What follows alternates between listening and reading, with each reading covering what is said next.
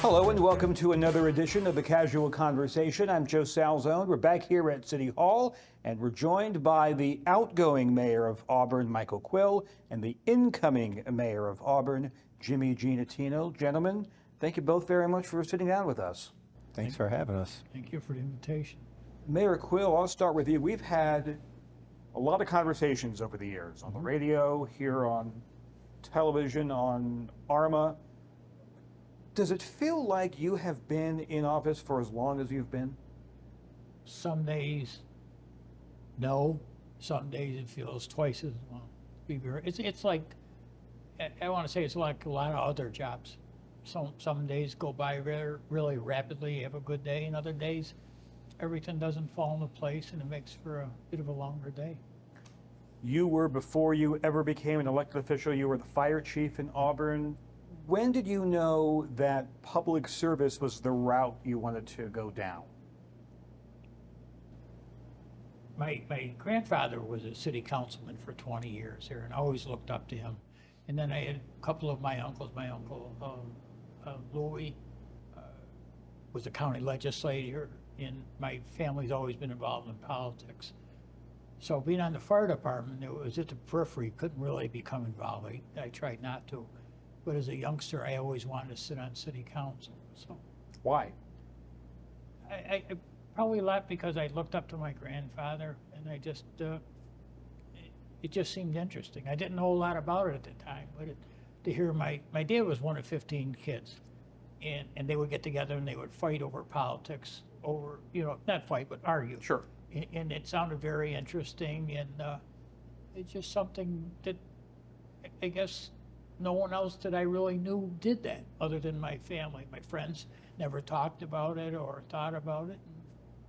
When you made the decision to run the first time, what was the challenge of putting together a campaign as a first timer? It was challenging only in everyone wanted to help. And they did. They financially, physically, writing, doing different writings for myself, for newspaper ads or whatever. But it was coordinating them and not really knowing what we were doing. You wanted to listen to everyone, but you couldn't listen to everyone. So it was a balancing act. It's hard to imagine how many doors you've knocked on over the years. Does campaigning ever get easier? The hardest door is the first one. And after that, myself, I can't speak for the mayor-elect, but you kind of get into a groove, a routine. A lot of times I found that neighborhoods have issues that another neighborhood might not. So when you're prepared to talk about a tree in the front yard and you get hit with a dog problem or a cat problem, it's good for me. It keeps me on my toes and keeps me thinking. Is there a secret to campaigning? Smile, be honest, and be upfront. What's the difference between campaigning and actually governing? At times they're very, very similar, and other times they're so dissimilar. It's remarkable. There's been a lot of change in Auburn since you've been at City Hall, a lot of change in Auburn since you grew up here. Correct. Go back to the beginning. Go back to your first day at City Hall as the mayor. Do you remember the first thing you did? I sat behind a desk, and I remember saying to myself, and the lady who was our secretary receptionist, I says, "What do I do now?" and I sincere, I have no idea. I was a firefighter, I was a Marine, I had other jobs, I knew what I had to do every day, but this was totally, I was kind of regimented in the work routine, such as a fire chief or whatever else I did. I sold Pepsi at one point in my life, and I was regimented to that. But then when I sat behind the desk, which was, it was just an amazing feeling that I was sitting there. It was not just a guest, it was a part of me. And then trying to figure out what am I supposed to do next, or what haven't I done? And it caught up real quick though, because there's a lot of things that had to be done. In a lot of ways, the mayor is the public face of the city of Auburn. Are there parts of the job that would surprise people that either don't follow city council meetings with any regularity, or don't maybe understand what the day-to-day life is of a mayor? I think that would be the bigger one. What does, as yourself said, what do you do? What did you do today? What did you do yesterday? Were you productive? Were you not productive? And if in either case, why? What happened? What went wrong? But it's a challenge too, because there is always something new, something different that comes along, and that's good for me. If I get in a routine or a rut, I get kind of grumpy, and I know you're gonna find it hard to believe. That's breaking news to me. Yeah, but it was like the fire service, in that when you walked in the door every day or every evening, you didn't know what the next work shift was going to be like. It's the same thing. You're walking in here. For example, tonight is council night. So what do we have on the agenda? We've read it a couple times. Read it again before we come in. And who's going to be here? What are they concerned about? You know, what's on their mind? It's a challenge. Every day is different, and that's what I think I like the most about it. Back to the beginning, Mayor, what surprised you about the job? Oh, probably the people that know you that you don't know. Okay, I try to be friendly with everyone. I really do. My family will laugh at that comment, but people, hey, Mike, how are you? And people that you knew in school or growing up and you hadn't seen in a while, and just a different conversation there had. So. There are a lot of really good days as mayor, a lot of really bad days. Yeah. Do you handle them the same way? I try to in the best that I can when I put them all together in my head. At the same time, they're all very, very similar in some respects and dissimilar in others. So it to me, it's like the fire service. When you go to work as a firefighter or whatever rank you are, you don't know what the day is going to bring. It could be anything in the whole world.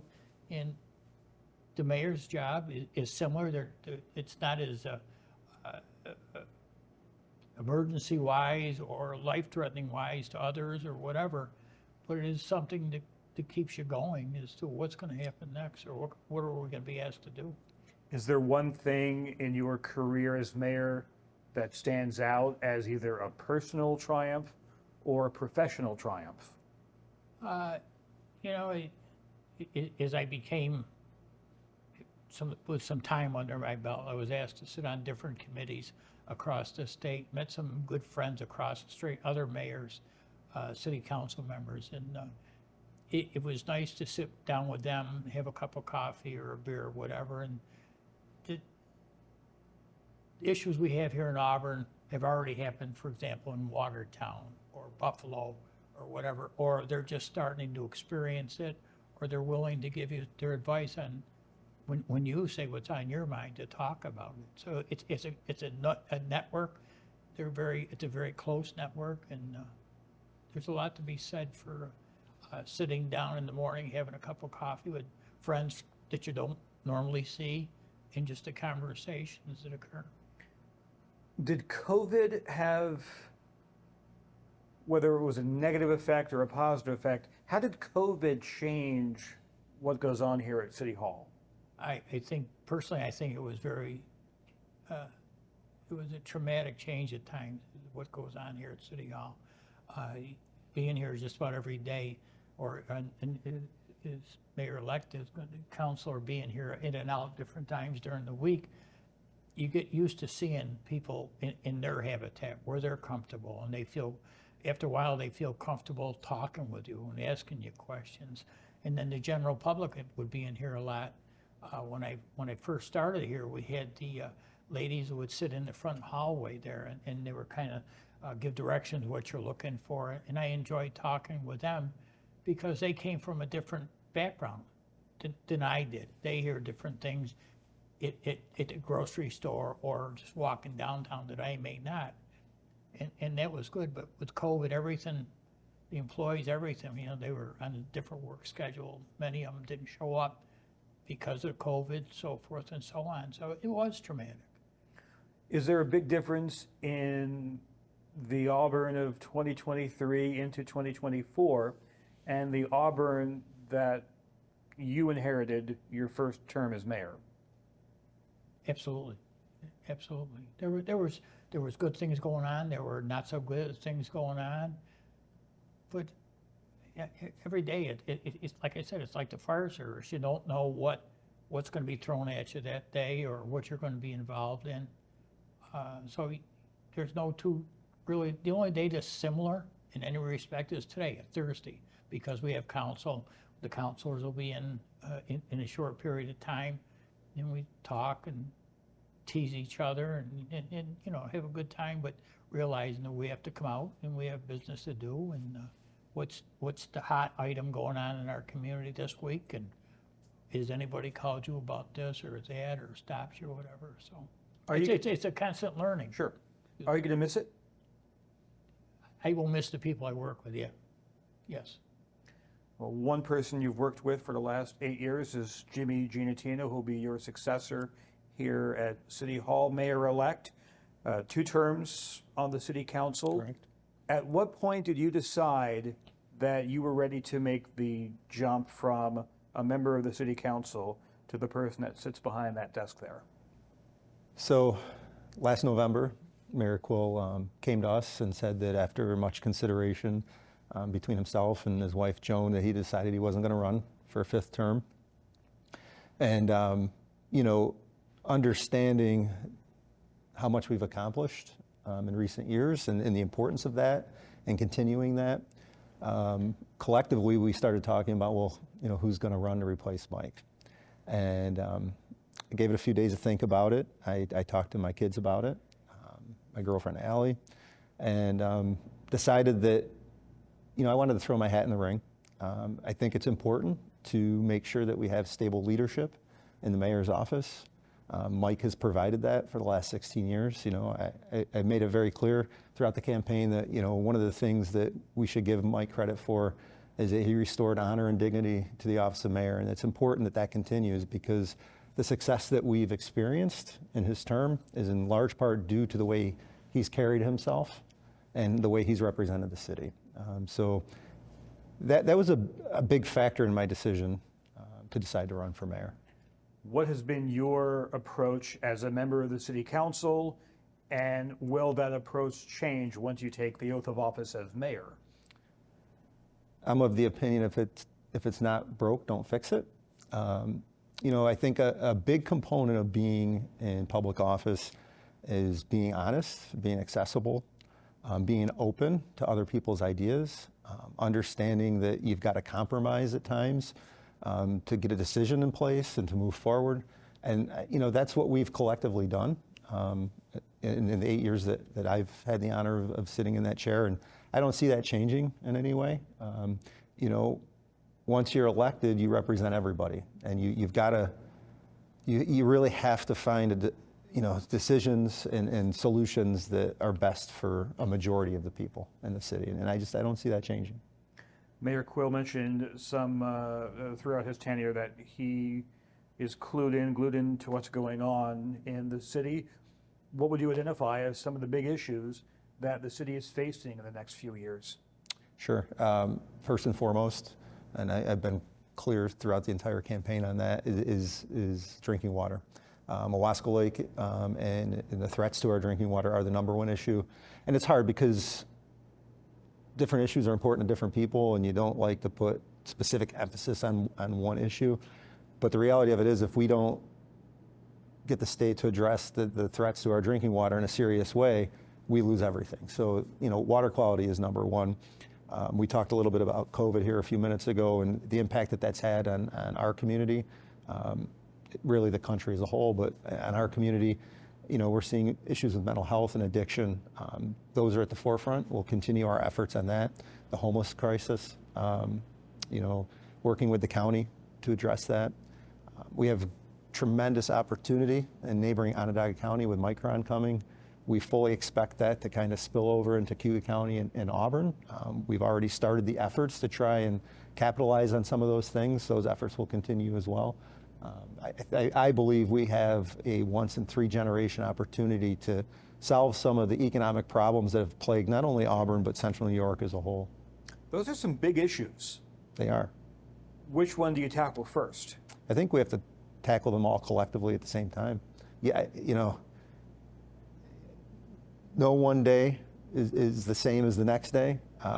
And, you know, sometimes water is going to rise to the forefront because it's algal bloom season, right? And obviously that's going to take precedent. But I think, you know, and our staff has done a good job of working on all these issues collectively at once, and we just need to continue doing that.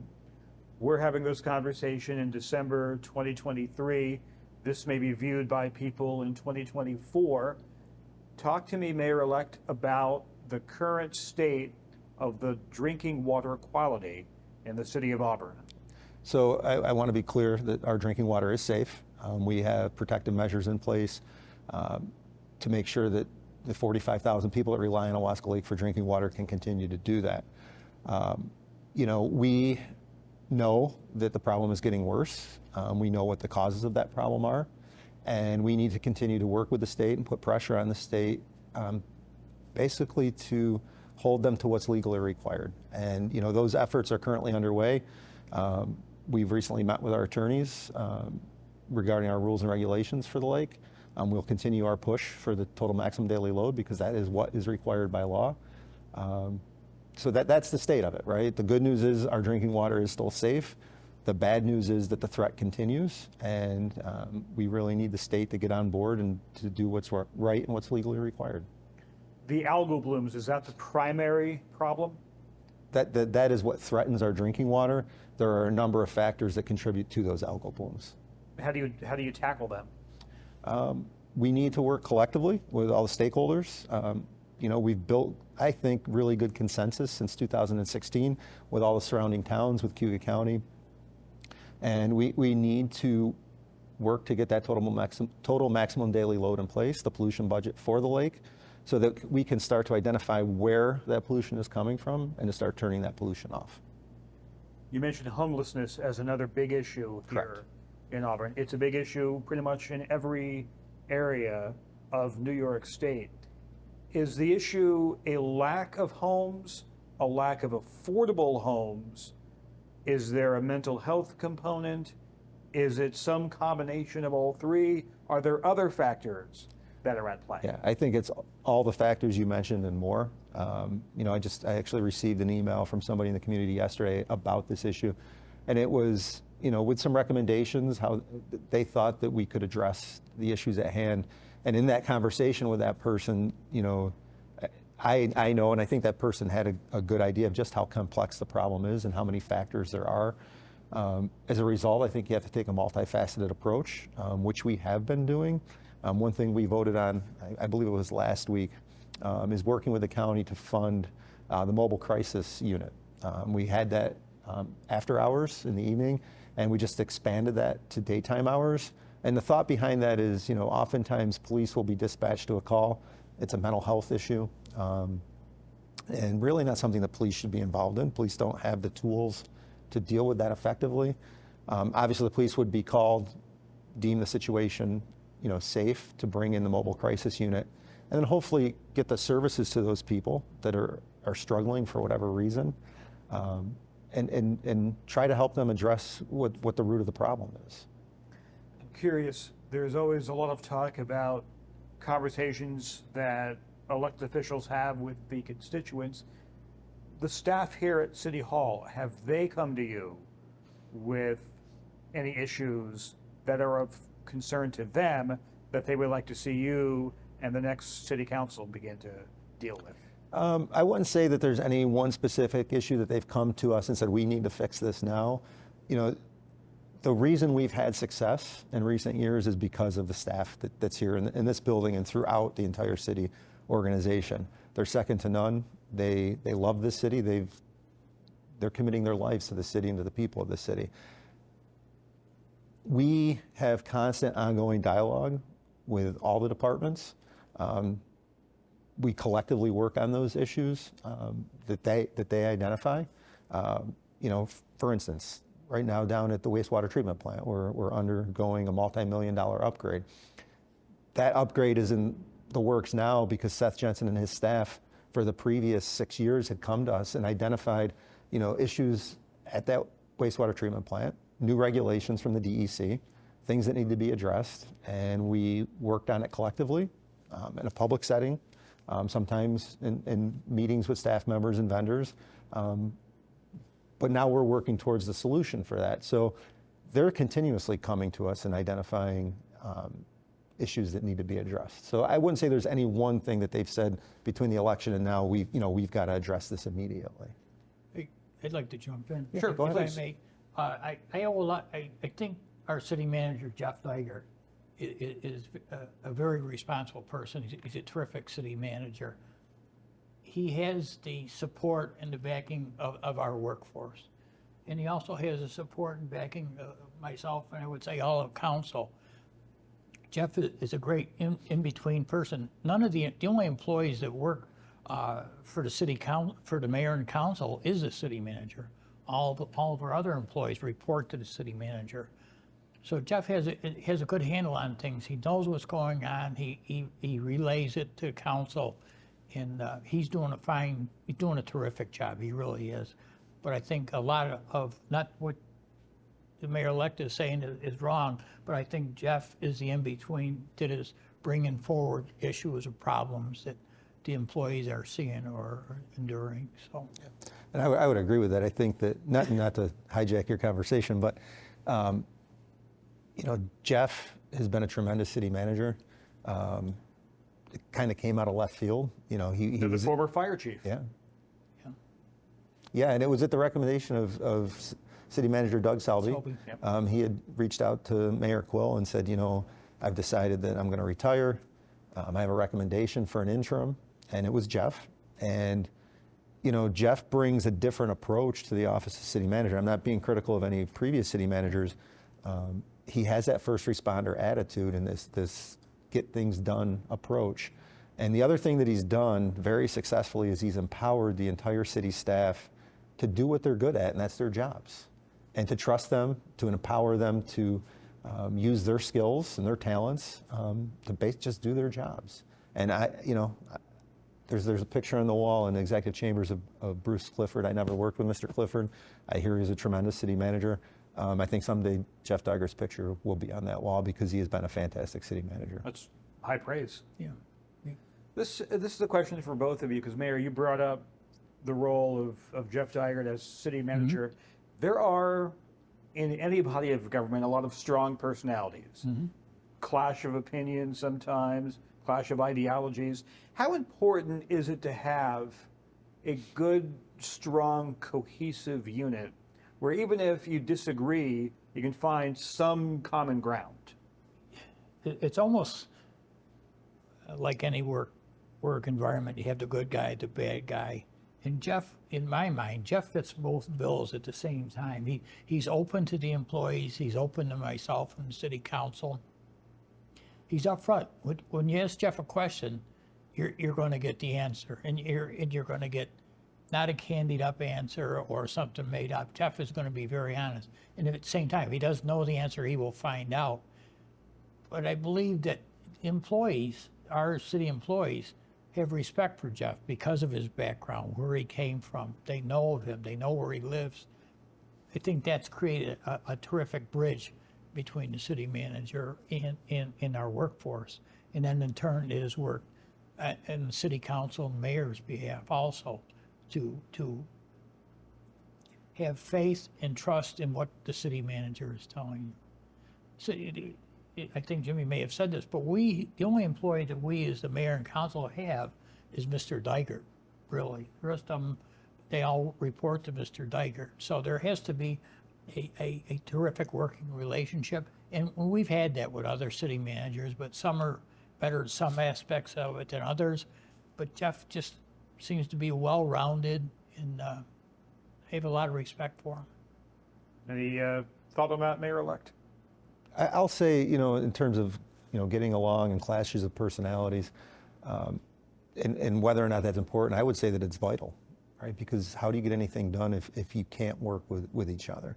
And I think if you look at what's going on in Washington, that's a perfect example, right? Nothing is getting done because it's so divisive. We have moments where we all disagree. But I think what we've done very well is we've always been respectful of one another as a council, the entire council. Obviously we have a 401 council right now, Tim LaCastro being the lone Republican, and we were opponents.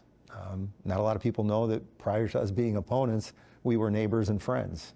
And then we were opponents, and on election day that year, we were immediately coworkers. And we've all respected one another. And when we do disagree, you disagree respectfully, you get your point across, and then you try to work on some type of compromise so that you can address the problem at hand. Do you think a problem with national politics is it's become too personal? Yes, you can't take this stuff personal. In the day of social media and keyboard warriors and quick comments and everybody's an expert on everything, you cannot take this stuff personal. You have to understand that everybody has their own opinion. People are going to be critical at times. Before the interview, I told you the story about on election day, the first time I ran, a friend of mine who's been in this business for a very long time said, listen, you've worked very hard. I believe you're going to win, but you've got to understand that there's 2,000 people in this city that aren't going to vote for you. And he was right. Yeah. And you've got to take the approach that there's a difference in philosophies and beliefs, and that's why they don't vote for you. But when the election's over, you represent everybody. And you just have to get it in your mind. You can't take it personal, and you've got to work for what's best for the city as a whole. You brought up social media. A common criticism of Auburn, frankly, a common criticism of every similar size area is there's not enough things to do for kids. Mm-hmm. That when I grew up, there was X, Y, and Z, and that doesn't exist anymore. Sure. Are there plans, first of all, your reaction to that common criticism, and two, are there plans in place to develop activities to keep younger people's, to keep them occupied? So I agree with you. It's a very common criticism. I grew up here, and I've been hearing that since I was a kid, right? I believe that there's a role that local government plays in trying to address that, but it's not our sole responsibility. And I think that in terms of what our role is, we've done a very good job at trying to address that. For the last 3 years, we've had a summer recreation program that we've brought back after decades of it not being around. Last year, actually for the last 2 years, it was run by Meg Gremley and Brian Rhodes. Meg is a school teacher here in the district. Brian Rhodes is a city employee down at Falcon Park. They've done a tremendous job of bringing activities to our playgrounds. We've had tremendous investment in our playgrounds. I think, off the top of my head, I think we've redone 6 or 8 playgrounds in the last 8 years in the city. We just announced the opening of a multi-million-dollar skate park at Casey Park, built by Grindline, the number one skate park company in the world. And it's going to be a destination. People are super excited about that. So, we continue those things, but there's always going to be a need for things for kids to do. And again, we'll do what we can do and what our role is. And I think we've done a good job at that, and that work will continue. Is there still room for growth? In what area? Any area. I think there's always room for growth. As I said, with what's going on in Onondaga County with Micron, it opens up tremendous opportunity for us. We've already seen an uptick and an increase in people interested in coming here with potential housing, with potential business. It was reported last week at City Council that the Bombardier site, now owned by Alstom, they had put out requests for proposals to purchase that property. They've had so much interest in it that they've decided to extend that. So yeah, Joe, I believe that the opportunities are endless. I believe that our future is bright. We just got to work collectively to seize every opportunity that's in front of us. Mayor, years ago on the radio, I asked you what advice or what do you tell younger people when they say, there's nothing here for me, there are no jobs for me, there are no opportunities for me. At the time, you said your advice to them is, it's okay to go and develop skills and then come back and maybe you can create something. Do you still believe that? My wife has a saying, probably told you this, with your children, youngsters, you have to give them wings, but you have to give them roots, so they do come back. So Jimmy she was mayor-elect, was in the Air Force. He left the area. He came back, but I don't know the circumstances, I don't know whether he wanted to or whatever. I'm saying that tongue in cheek. That'll be the next interview, don't worry. And I was the same way. I left. I spent 4 years in Marine Corps, and I came back home. My sole intent was just to visit. I had a chance to go down in the Gulf of Mexico or in the Carolinas and work doing different jobs, and I never left. I came home, met my wife, and poor lady. But it's been a terrific life, but everything in life is meant for a reason. You may not know what it is, why it is at the time, but there's a reason for everything. Last question. What advice would you give to the mayor-elect as he prepares to take office? Continue to be the Jimmy that we all know. That's the best. He has a lot of common sense. He's very knowledgeable. He knows many, many, many people in our community and the surrounding areas. Just continue to do what you're doing, and you'll be fine. I don't have a doubt in the world about him, honestly. He's going to be fine. And Mayor-elect, last question for you. Are you ready? I believe I am. And part of the reason I'm ready is I've had a very good teacher and mentor in Mayor Quill. You know, I told this story when he announced that he wasn't going to run, that the first time I ran for council and he was running for re-election, we were going to Syracuse to meet with the Veterans Party to ask for their endorsement. And we're driving over there, and we had a good conversation. We've known each other a long time. I was his paper boy. You lived on the other end of the street. We wouldn't let him up our Yeah, I had to stay down the hill.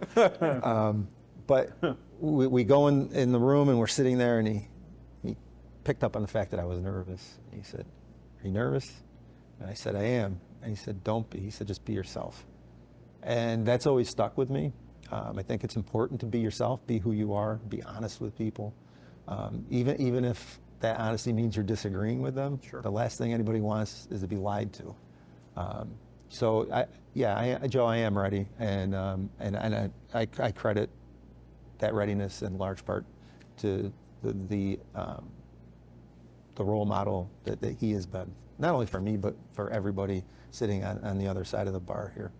Well, if I may close on a personal note to you, Mayor, when I moved here back in the fall of 2012, someone who didn't know very much about Auburn, apart from this is going to be my new home for a while, you reached out. You've always been very kind. We've had, dozens of interviews and conversations over the years. I appreciate your approach, and I know I'm not alone in thinking this.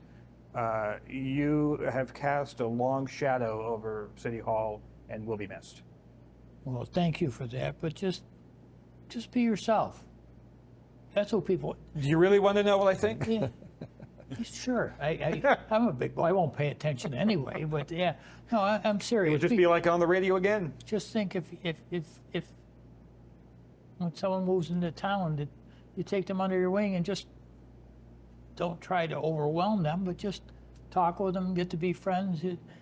The mayor-elect was in the Air Force and was in the Marine Corps, and you learn how to deal with people. You meet different people all the time, and not everyone is from Auburn, New York. Whatever, just talk with them, and people are more friendly if you show a concern or really have a concern for them and their well-being. It's still a great place to be. Mayor Quill, thank you. Well, thank you Very much. Thank you. Mayor-elect Jimmy Giannettino. Thank you, Joe. Thank you very much, and thank you as well. I've been Joe Salzone, and this has been A Casual Conversation.